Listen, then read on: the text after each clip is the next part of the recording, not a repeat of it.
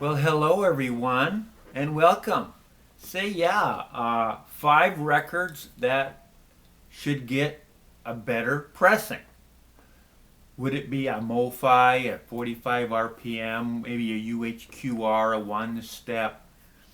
It doesn't have to be all that fantastic, but they just need to be done over again and not made a digital record. Because a lot of these ones have been done over, but they're digital. If they could just get the process like Kevin Gray gets the record, he runs it through his stuff, all analog. He makes an analog master, and then they press it at quality record presses, right? Kind of what he's doing with the Blue Note stuff. They sound fantastic. They sound great. And you could get a record like this with that, a tip-on jacket made in the city of industry, glossy, gatefold, and the record would be retail for like 35.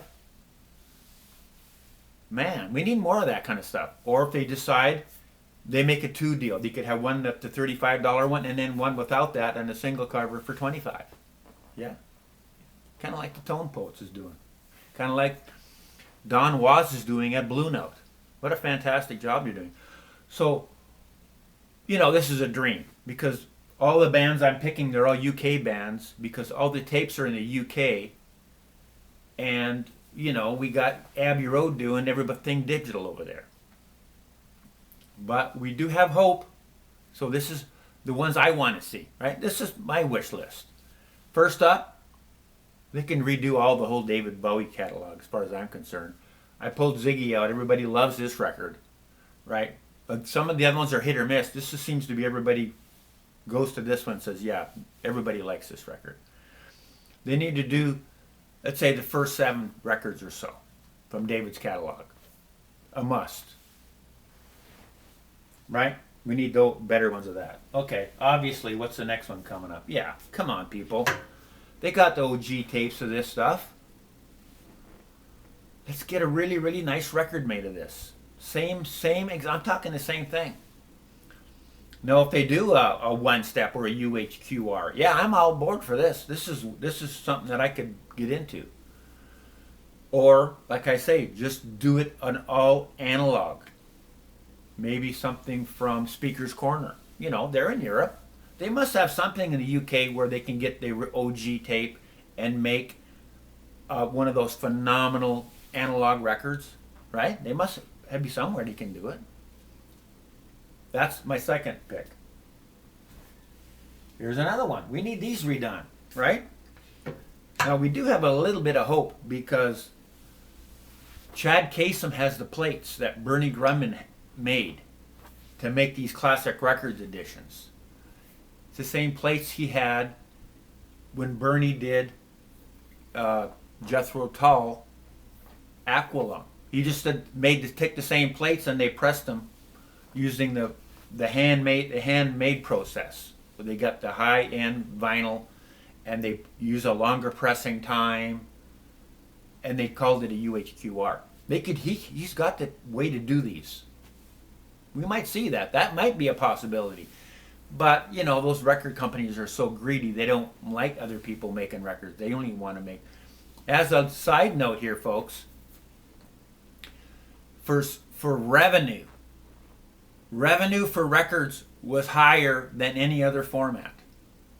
Or I should say, I don't want to say it that way. The revenue for records was greater than for the compact disc. That's the way it was said. I don't want to say it another way. Streaming probably makes a lot of money, right? But record revenue was greater than CD revenue. Not to be confused with records where they sold more records than CDs, because I think more CDs were sold than records. But they're making more money making records now than they used to. That's where they're making their money. So it's hard for them to give up. When Classic Records made this record in the 90s, the big record companies were making lots of money on CDs. They had no interest in making records. That's how that's how they were able to get the tapes. Right? It wasn't going to interfere with CD sales, and if anything, they talked them into maybe you'll sell more CDs because the guy that are buying these records are not buying it wouldn't buy your stuff anyway. But maybe when they get this, they say, "Wow, I need to get the CD of that for my car." Back in the '90s, we weren't into recording CDs yet, so we have hope that we might get one of these. Okay, come on, folks. Yeah, would you buy a UHQR of this? Yeah, that's the thing. A lot of people would pop for that, wouldn't they? Yeah, a UHQR, a One Step of this record. Yeah, they would sell out real quick. Everybody would want that. They'd have to come up with a UHQR and maybe a 33 version. That's not a UHQR. And a double 45 of it. They could sell so many records. This definitely needs to be a UHQR. I don't think anybody would disagree with that. And the Roxy Music Catalog, because they came out here a couple of years back, they're all digital records. As the same. Pink Floyd came out with digital records. Led Zeppelin came out with digital records. Black Sabbath doing a lot of digital. And David Bowie catalog was reissued at all digital. They need to do a proper job of this. And it's not so much analog, but they really do need to make that, step it up to that One Step. Or a process, maybe pick a couple of these records and really treat them, give them the royal treatment, like I say. Like they're doing to the Tone Poet.